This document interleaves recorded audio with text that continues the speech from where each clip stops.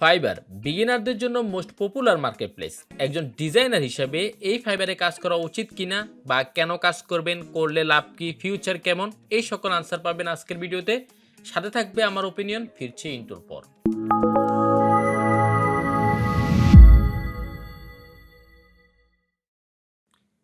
ফাইবারে কেন কাজ করবেন বা কাজ করা উচিত কিনা তার জন্য আমরা তিনটা টপিক নিয়ে আজকে কথা বলবো। প্রথমে কথা বলবো অর্ডার নিয়ে। আপনি ফাইবারে অন্যান্য মার্কেট প্লেসের তুলনায় খুবই ইজিলি অর্ডার জেনারেট করতে পারবেন।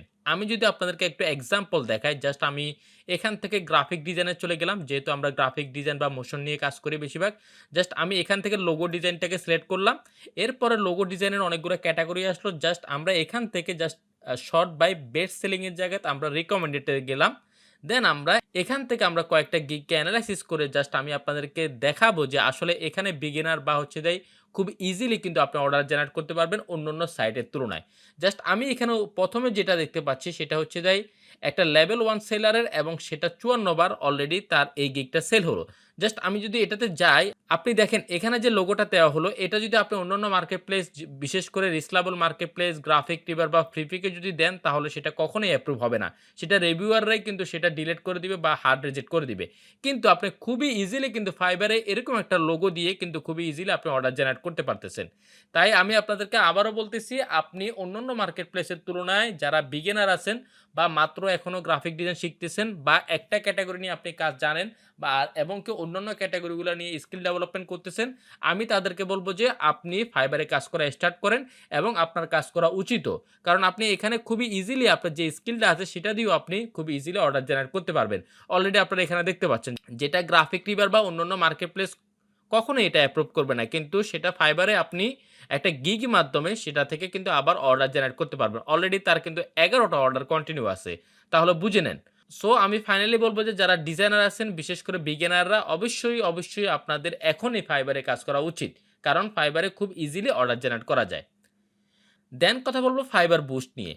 আপনারা যারা বিগিনার আছেন বা গ্রাফিক ডিজাইন মাত্র শিখতেছেন, তারা যদি ফাইবারে কাজ করেন, তাদেরকে কিন্তু ফাইবার খুবই ওয়েলকাম করে এবং কি তাদেরকে বুস্ট করা ট্রাই করে। আমি যদি আপনাদেরকে কয়েকটা এক্সাম্পল দেখাই তাহলে বুঝবেন।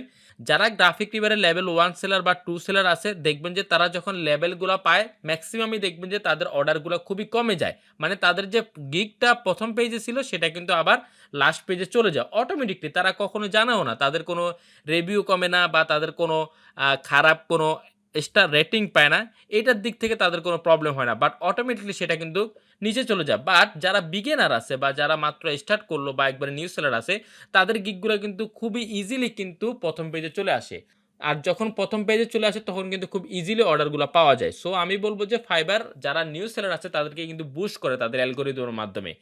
এবং কি আপনার যারা লেভেল 1 সেলার বা 2 সেলার যারা আছে, তাদেরকেও যদি আপনি একটু আস্ক করে দেখেন, দেখবেন যে তারাও সেম এই কথাটাই বলবে যে বিগিনার লেভেলে আমি যখন প্রথম ছিলাম তখন কিন্তু আমি খুব ইজিলি অর্ডারগুলো পেতাম এবং কি হিউজ অর্ডার পেতাম।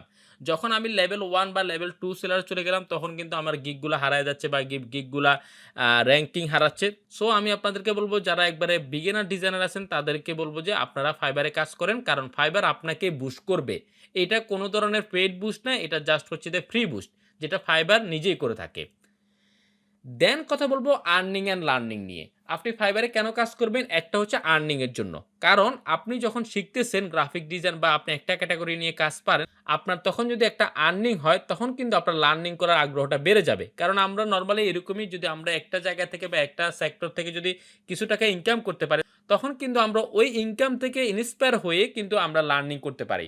সো আমি বলবো যে আপনি যদি বিগিনার লেভেলের ডিজাইনার হন এবং কি আপনি মাত্র ডিজাইন শিখতেছেন, তাহলে আপনি গ্রাফিক টিভারে কাজ করেন। সেখান থেকে যখন আপনি কয়েকটা অর্ডার বা জেনারেট করতে পারবেন, সেখান থেকে আপনি কয়েকটা অর্ডার জেনারেট করতে পারলে তখন কিন্তু আপনি লার্নিং করার আপনার আগ্রহটা বেড়ে যাবে।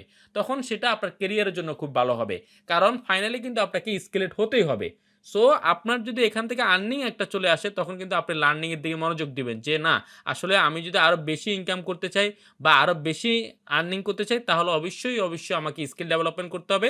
আর যখন স্কিল ডেভেলপমেন্ট কথা ভাববেন, তখন আপনাকে অবশ্যই লার্নিং করতে হবে। সো আমি বলবো যে ফাইবারে কাজ করার আরো একটা কারণ হচ্ছে আর্নিং অ্যান্ড লার্নিং। ফাইনালি আমি অ্যাজ এ ডিজাইনার বা ফ্রিল্যান্সার হিসেবে বলব যে আপনাদের শুধুমাত্র ফাইবারের দিকে নজর রাখলে হবে না। অবশ্যই অন্যান্য মার্কেট প্লেসের দিকেও আপনাকে টার্গেট করতে হবে।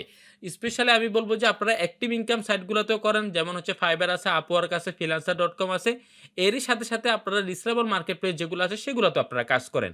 যেমন সেটা হতে পারে গ্রাফিক রিভার, সেটা হতে পারে প্রিপিক, সেটা হতে পারে শাটার স্টক, সেটা হতে পারে ক্রিয়েটিভ মার্কেট।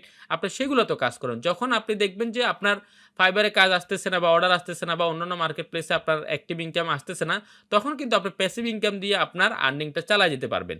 সো আমি ফাইনালি বলব যে অ্যাক্টিভ ইনকামের সাথে, সাথে আপনাদেরকে প্যাসিভ ইনকামগুলো করতে হবে এবং কি এর সাথে, সাথে আপনাকে অবশ্যই স্কিল ডেভেলপমেন্ট করতে হবে। এর জন্য আপনারা পার্সোনাল ব্র্যান্ডিং এর দিকে একটু নজর রাখবেন। যাতে করে আপনার যদি কখনো ফাইবার বা অন্যান্য মার্কেট প্লেসের অ্যাকাউন্ট যদি হ্যাক হয় বা কোনো প্রবলেম হয়, যাতে করে আপনি লোকালি অর্ডার জেনারেট করতে পারেন। সো ওইখানে কিন্তু পার্সোনাল ব্র্যান্ডিং প্লাস হচ্ছে ভালো একটা স্ট্রং পোর্টফোলিও ক্রিয়েট করতে হবে।